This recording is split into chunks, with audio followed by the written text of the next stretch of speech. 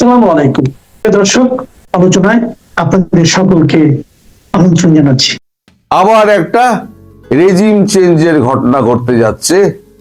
এবার সম্ভবত ইরান তার শিকার। ইরানের জেনজিরা, আপনার নিশ্চয়ই মনে আছে, জেনজিরা 28 তারিখ থেকে রাস্তায় নেমেছে। কিভাবে শুরু হলো এটা? মানে ইরানের অর্থনৈতিক দুরবস্থা এমন জায়গায় ঠেকেছে, এর আগেও আমি খবর করেছিলাম, সেটা হচ্ছে $1 কিনতে গেলে তাদের 42,000 রিয়াল দিতে হচ্ছে। 42,000, সম্ভবত রিয়ালই বোধহয় ওদের, যে এটা ভুল হলে মাফ করে দেবেন, ওদের মুদ্রার নাম বোধহয় রিয়াল। তো 42,000 দিয়ে যদি $1 কিনতে হয়, তাহলে দোকানপত্র উপর চলবে কি করে? আর এই তো নাইজেরিয়া, উগান্ডা এদের মতো অবস্থা হয়ে গেছে, বস্তা ভর্তি করে টাকা নিয়ে যাওয়ার মতো অবস্থা।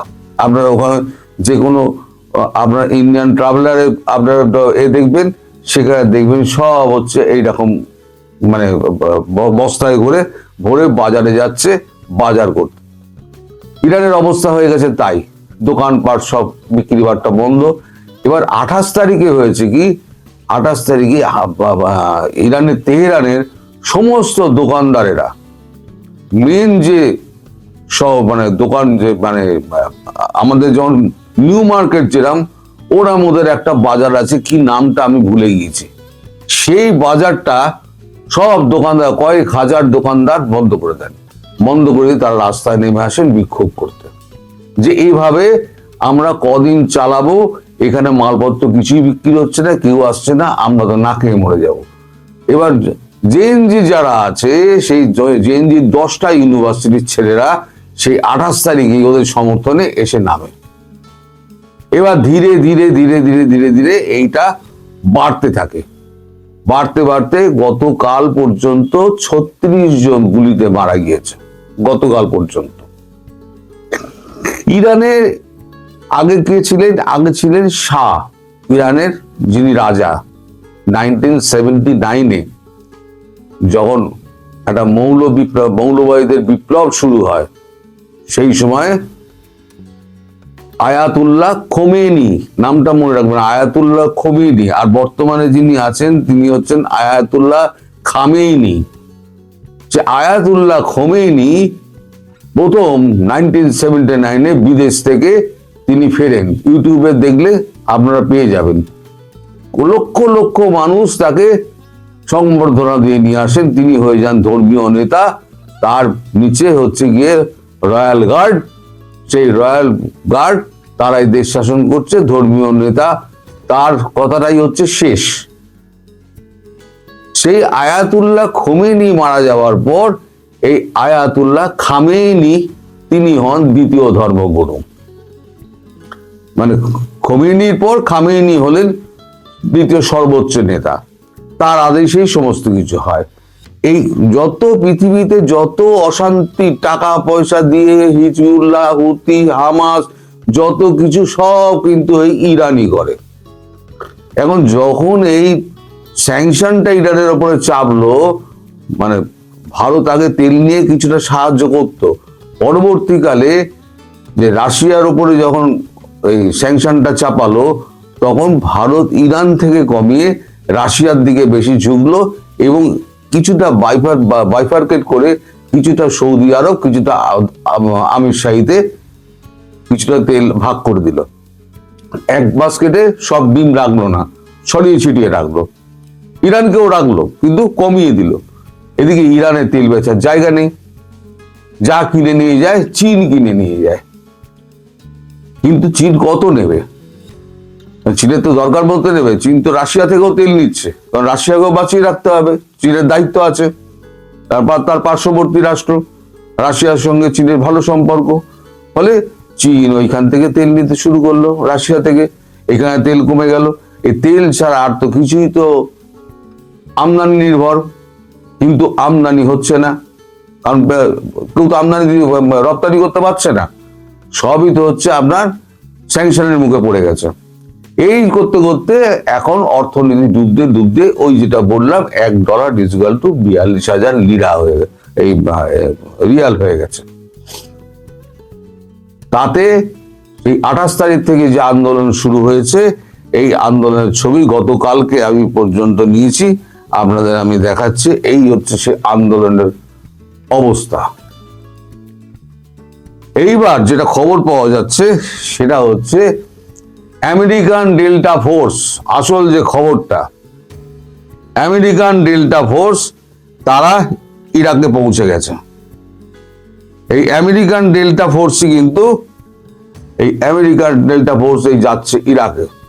এই আমেরিকান ডেল্টা ফোর্সই কিন্তু মাদুরোকে তুলে নিয়ে এসেছিল। সরি, এই আমেরিকান ডেল্টা ফোর্স যদি ওখানে যায়, কারণ আমার মনে হচ্ছে এবার খামেনিকে তোলার চেষ্টা করবে আমেরিকান ডেল্টা ফোর্স।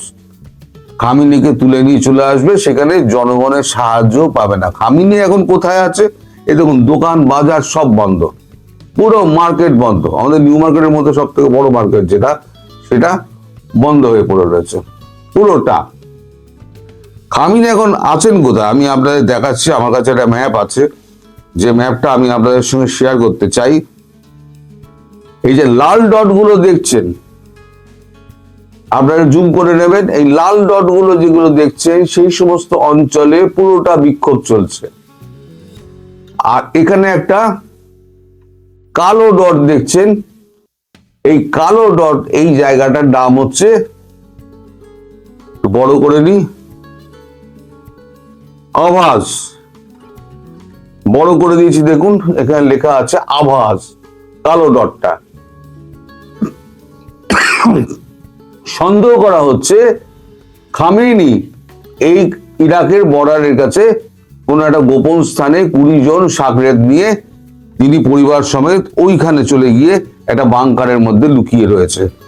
এখন এই যে ডেল্টা ফোর্স যারা পৌঁছে গেছে, তারা এখন এই সমস্ত চেক টেক করে, তার লোকেশন চেক করে, তার উপর নজর ফজর নিশ্চয়ই আগে থেকে রাখা আছে। ডেল্টা সিআইএ নিশ্চয়ই নজর রেখে দিয়েছে। এবার হয়তো খামেনিকে এবার তুলে নেওয়া হবে, মাদুরোর পর খামেনি। এইবারে যে এই যে ইসলামিক রেভলিউশন যখন হলো, আপনাদের বাংলাদেশের জেনজিরা তো খুব লাফালো, যারা মৌলবাদী খুব লাফালো। এইবার ইরানের যখন পতন হচ্ছে, যখন খামেনি পতন নিশ্চিত, নিশ্চিত খামেনি আর সিংহাসনে থাকতে পারবে না। হয় তাকে হাতে, এর হাতে আমেরিকার হাতে ধরা পড়তে হবে, অথবা কোনো মতে যদি রাশিয়ায় পৌঁছে যেতে পারে, বিমান যোগে যোগে কোনোভাবে যদি পৌঁছায়, তাহলে প্রাণে বাঁচবে। আর নইলে সারা জীবন তাকে ওই আমেরিকার কারাগারে থাকতে হবে, যেমন মাদুরোকে থাকতে হচ্ছে। এবারে এখানেও সমালোচনার ঝড় উঠবে, কিন্তু আমার তো একটাই বক্তব্য, যারা ওই সন্ত্রাসবাদে যারা প্রশ্রয় দেয়, যারা টাকা দেয়, তাদেরকে তো আমি সমর্থন করব না।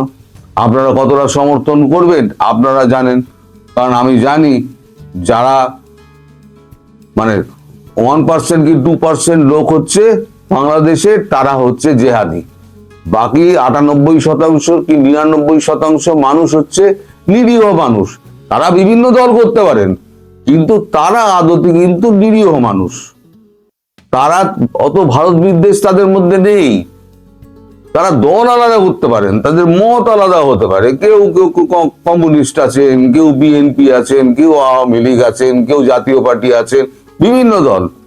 কিন্তু এই জেহাদি গোষ্ঠী, এই যে 18 কোটি মানুষ আপনাদের রয়েছে, এই 18 কোটি মানুষের মধ্যে জেহাদি রয়েছে খুব সম্ভবত 1 থেকে 2%। তারা এটার বিরোধিতা করবেন এবং আমার এখানে উল্টো পাল্টা তারা লিখে যাবেন, আমি জানি। আপনাদের দায়িত্ব, তাদের জবাবটা আপনারা দেবেন। আপনারা শান্তি চান নাকি আপনারা মৌলবাদী প্রশ্রয় চান, কোনটা চান আপনারা লিখে জানাবেন। ফলে বিশ্বে আর একটা বড় ঘটনা ঘটতে চলেছে। একটা মাদুরো হলো, একটা ইরান হচ্ছে। তাহলে উত্তাপ কিন্তু আস্তে আস্তে বাড়ছে। এরপরে কিন্তু চীন কিন্তু চলে বসবে তাইওয়ানের ওপরে। যেই চীন তাইওয়ানের ওপরে গিয়ে বসবে, তখন রাশিয়া আক্রমণ করে দেবে ইউক্রেনকে, করবেই। আর এদিকে ভারতবর্ষ তখন জোড়া ফলা চালাবে, মানে আমেরিকা কত দিকে সাহায্য করবে। আর বাংলাদেশ মরলো কি বাঁচলো, আমেরিকার কোনো মাথা ব্যথা নেই। পাকিস্তান মরলো কি বাঁচলো, কোনো মাথা ব্যথা নেই। এবার পাকিস্তানের যে আমাদের ফিল্ড মার্শাল, তাকে ডেকে পাঠিয়ে যে ঠকঠক করে কাঁপছে এখন। খুব তো লাঞ্চ ডিনার থেকে তো মুরগা মাটন চিবিয়েছে, এখন বলছে ইসরায়েলের সেনা পাঠাও। ইসরায়েলকে তো ঘৃণা করেন তো আপনারা মুসলিমরা। উনি তো খাবার দাবার খেয়ে দিয়ে উনি বলেছেন হ্যাঁ আমি 30,000 সেনা পাঠিয়ে দেবো। এবার দেশের মধ্যে যখনই কথা হয়েছে ইসরায়েলের সেনা পাঠাবে, তখনই এবার তার মাথা খারাপ হয়ে গিয়েছে, তার বিরোধিতা শুরু হয়েছে। সে এখন বলছে না শান্তি রক্ষা বাহিনী পাঠাবো। তখন ট্রাম্প ডেকে পাঠিয়েছে শান্তি রক্ষার কথা তোমায় কে বলে, তোমায় তো বলা হয়েছে তুমি লড়াকু সৈন্য পাঠাবে, তুমি হামাসের সঙ্গে লড়বে। এইবারে তো পড়েছে ফ্যাসাদে। এখন শাহবাজ শরীফকে বগল দাবা করে নিয়ে দৌড়াবার জন্য এখন প্ল্যান করছে কি করে গিয়ে বড় সাহেবকে মালিককে এখন ঠান্ডা করা যায়, বলেছে প্যাচে ও। তা এই যে যা সার্বিক পরিস্থিতি হচ্ছে, এর মধ্যে দেখবেন নর্থ কোরিয়া ঢুকে পড়বে। ঠিক নর্থ কোরিয়া ঢুকে এবার চেপে বসবে সাউথ কোরিয়ার ওপরে। সাউথ কোরিয়াকে আবার মানে গ্যারান্টি দেওয়া আছে আমেরিকার, যে তোমার সুরক্ষার গ্যারান্টি আমি দিচ্ছি, যেমন তাইওয়ানকে দেওয়া আছে। তাহলে আমেরিকা কতগুলো ফ্রন্টে লড়বে, তাইওয়ানে লড়বে, সাউথ আফ্রিকায় লড়বে, তারপরেতে আপনার ভেনেজুয়েলার ওখানে তাকে সৈন্য মোতায়েন করে রাখতে হচ্ছে, কখন কি হবে বলা যায় না। তারপরে একটা আবার যদি দুটো ফ্রন্ট একসঙ্গে খুলে যায় ভারত পাকিস্তান, সেখানে আমেরিকায় খুব একটা নাক গলাবে? আপনাদের কি মনে হয়? একটা যত শক্তিশালী দেশ হোক তার পক্ষে কি এতগুলো ফ্রন্টে লড়া সম্ভব? বিশেষ করে সাউথ ইস্ট এশিয়ায়, যেখানে ভারত, চীন, রাশিয়া তিনটে বৃহৎ শক্তি পড়ে রয়েছে, সেখানে ফ্লিট ভেড়াতে পারবে? কারণ তিনটে দেশের যা ফ্লিট আছে, যার ডুবোজাহাজ আছে, সাবমেরিন, যেগুলো হচ্ছে নিউক্লিয়ার পাওয়ার, বছরের পর বছর নিচে ঘুরে বেড়ায়, তাদের খাদ্যশস্য নিয়ে গুদামজাত করে নিয়ে ঢুকে পরে বছরের পর বছর থাকে। কোথায় লুকিয়ে থাকবে, কোথায় দুম করে মেরে দেবে, আসবেও না। 7 সমুদ্র 13 নদী পেরিয়ে এসে তিনটে মহাশক্তির সঙ্গে লড়া কিন্তু অত সম্ভব নয়। তাইওয়ানের ব্যাপারে নিশ্চয়ই উনি কোনো ব্যাকআপ রেখে দিয়েছেন, তাইওয়ানকে উনি বাঁচিয়ে দেবেন। তাইওয়ানকে উনি হয়তো বাঁচিয়ে দেবেন, কিন্তু বাকি যেগুলো আছে সেগুলো যদি অ্যাক্টিভ হয়ে যায়, তাহলে পরে কিন্তু আমাদের ডোনাল্ড ট্রাম্পের একটু অসুবিধে হলেও হতে পারে। তবে বড় দেশ, বড় পরিকল্পনা, নিশ্চয়ই অনেক ব্যাকআপ প্ল্যান রয়েছে। কি হবে ভবিষ্যতে দেখা যাবে। তবে ভারত পাকিস্তান কোনো রকম সাহায্য আমেরিকার কাছ থেকে পাবে না, এই ব্যাপারে আপনি গ্যারান্টি নিয়ে নিন। সবাই ভালো থাকবেন, সুস্থ থাকবেন এবং সাবধানে থাকবেন। যখনই মানে এই আমাদের সাউথ ইন্ডিয়ার দলগুলোর যখনই চলে আসবে, মানে লিখিত সম্মতি চলে আসবে, তখন সরকারিভাবে জানিয়ে দেওয়া হবে কবে থেকে পণ্য করা বন্ধ। যেমন ট্রান্সশিপমেন্ট বন্ধ জানিয়ে দেওয়া হয়েছিল, ভিসা আপাতত বন্ধ জানিয়ে দেওয়া হয়েছে, তেমনি এটাও জানিয়ে দেওয়া হবে সরকারিভাবে। আপনারা শুধু অপেক্ষা করুন, কখনোই মনে করবেন না আমি আজকে বললাম আগামীকাল বা আগামী সপ্তাহে বা 1 মাসের মধ্যে হয়ে যাবে। এটা একটা লম্বা প্রসেস। এটা লোকসভা থেকে ভারত রিস্ক নিচ্ছে। অনেকে লিখেছে ধরুন মশাই এর মধ্যে লোকসভার আসে থেকে। আরে লোকসভা আসছে এই কারণে যে ভারত তা কোনো ঝামেলা, মোদীজি কোনো ঝামেলা চান না। পরবর্তীকালে যাতে কোনো কথা না বলতে পারে, সবাই লিখিতভাবে দাও, লিখিতভাবে প্রেজেন্ট করো, বিল প্রেজেন্ট করে রাজ্যসভায় বিল আকারে যাবে, সেখান থেকে পাস হবে। তার ঝামেলা মিটে গেলে কেউ যদি কিছু বলতে যায় তখন দেখিয়ে দেওয়া হবে তুমি তো এই তো অনুমতি দিয়েছিলে। এই জন্যই ভারতবর্ষ এটা করছে, পার্লামেন্টে নিয়ে যাচ্ছে। হান্ট 2 চলছে, তবু খুন আতঙ্ক বাড়ছে, কারা নির্বাচন বানচাল করতে চায়। আসলে এটি এই মুহূর্তে বাংলাদেশের রাজনীতির স্পষ্ট চেহারা। আমার ব্যক্তিগত মতামত। কারণ হচ্ছে আমরা নির্বাচনের দিন এগিয়ে আসছি, আমরা বুঝতে পারছি, কিন্তু নির্বাচনটা শেষ পর্যন্ত অনুষ্ঠিত হবে কিনা এটি বুকে হাত দিয়ে কেউ বলতে পারছে না। এর জন্য নানান কারণ আছে, নানান সন্দেহ সংশয়ের বিষয় আছে, অনেক গুরুত্বপূর্ণ কিছু ইস্যু এখানে আছে, দেশীয় কিছু বিষয় আছে, আন্তর্জাতিক প্রতিবেশীদের আছে, বহির্বিশ্বের বিভিন্ন দেশের, ধরুন যুক্তরাষ্ট্র, চীন, তুরস্ক, পাকিস্তান, অনেক ধরনের ঘটনার ঘনঘটা কিন্তু এখানে আছে। এবং অন্তর্বর্তী সরকার তারা নিজে থেকে বিষয়গুলো কোনো কিছুই তারা আসলে পরিষ্কার করছে না। তারা এক ধরনের বায়বীয় প্রচারণার মধ্যে আছে বলে আমার মনে হয়। ইউনিক নির্বাচন করবে, ঐতিহাসিক নির্বাচন করবে, জাতি এমন নির্বাচন অতীতে দেখা নাই, এই একটি জায়গায় আমি একমত। কারণ এমন নির্বাচন অতীতে দেখেনি, কোনো দেশেই না, পৃথিবীতেই দেখেনি এমন একটি নির্বাচন হয়তো ইউনূস সাহেব এই জাতিকে উপহার দিতে পারেন শেষ পর্যন্ত, যদি নির্বাচন অনুষ্ঠিত হয়। এবং বিএনপি এবং জামাত নিজেদের ভিতরে যা করছে, যা চলছে, এবং সঙ্গে ইউনূস পরিষদ মিলে যে পরিকল্পনা তারা করছে, সব কথা আসলে বলা মুশকিল, বলা যাবেও না, কারণ হাতে বলবার মতো প্রমাণ হাতে নেই। সে কারণেই আমি যেই কমন ফেনোমেনাগুলো আমাদের সামনে আছে সেটি নিয়ে দু চারটি কথা আপনাদের সঙ্গে বলতে চাই। যেটা বললাম শিরোনামে, যে ডেভিল হান্ট 2, আপনারা জানেন এর আগে ডেভিল হান্ট 1 হয়েছে। কি হয়েছে? ডেভিল হান্ট মানেই হচ্ছে আওয়ামী লীগ ধরো, যুবলীগ ধরো, স্বেচ্ছাসেবক লীগ ধরো, মানে আমার বিরুদ্ধে যারা, আমার প্রতিপক্ষ যারা, মানে সরকারের, এনসিপির, জাতীয় নাগরিক পার্টির, জামাতের, এদেরকে ধরো, এমনকি বিএনপির, তাদেরকে ধরো। এটি আসলে হয়ে গেছে বাংলাদেশের এই মুহূর্তের রাজনীতির ব্যাখ্যা বিশ্লেষণ। আপনারা জানেন নানান ঘটনার ভেতর দিয়ে যাওয়ার পরেও আবার ডেভিল হান্ট 2 মানে চলছে। এবং এই বিশেষ অভিযানে আপনারা জানেন যে গত 13 ডিসেম্বর এটি শুরু হয়েছে। সেই 13 ডিসেম্বর থেকে গত 7 জানুয়ারি পর্যন্ত, মানে পরশুদিন পর্যন্ত গ্রেফতার হয়েছে 15,000-এর বেশি মানুষ। এবং এরা মানুষ মানে এরা হচ্ছে আওয়ামী লীগ। উদ্ধার হয়েছে মাত্র 236টি অস্ত্র। মানে 24-এর গণ আন্দোলনের সময় থানা লুট হয়ে যে হাজার হাজার অস্ত্র এবং গোলাবারুদ লুট হয়েছিল, সেখান থেকে তো অনেকগুলো এখনো, প্রায় 1,500-এর মতো এখনো অস্ত্র উদ্ধার করা হয়নি। এছাড়া সীমান্ত দিয়ে, মিয়ানমার থেকে হোক, বিভিন্ন জায়গায় বিভিন্ন সূত্র দিয়ে, পাকিস্তান থেকে আসছে বলে অনেকে বলছেন, নানান সূত্র থেকে অস্ত্র কিন্তু এই দেশে ঢুকছে। এই যে বলা হচ্ছে এখানে 236টা অস্ত্র উদ্ধার করা হয়েছে, আবার ডেভিল হান্ট 2 চলছে, 16,000-এর মতো গ্রেফতার করা হয়েছে, মানে এই যে দুটো সংখ্যা বললাম, কি বললাম, অস্ত্র উদ্ধার হচ্ছে 236টা গত কিছুদিনে, এবং 16,000-এর মতো ডেভিল হান্ট 2-তে গ্রেফতার হয়েছে। দুটো সংখ্যা বা দুটো পরিসংখ্যান পাশাপাশি রাখুন। একদিকে দেখবেন হাজার হাজার গ্রেফতার, কিন্তু আপনার বিপরীতে দেখুন খুন হচ্ছে, গুলি চলছে, বিস্ফোরণ থামছে না, ককটেল বিস্ফোরণ হচ্ছে। তাহলে সাধারণভাবে খুব প্রশ্নটা কিন্তু করা যায় যে ডেভিল হান্ট, সরকার কিন্তু বলছে, স্বরাষ্ট্রমন্ত্রী বলছেন, স্বরাষ্ট্র মন্ত্রণালয়ের লোকজন বলছেন যে এটি সফল, তারা লক্ষ্যের দিকে এগুচ্ছেন। প্রধান নির্বাচন কমিশনার বলেছেন তফসিল ঘোষণার পরে আইন শৃঙ্খলা পরিস্থিতি উন্নতি হবে, উন্নতি কিন্তু হয়নি।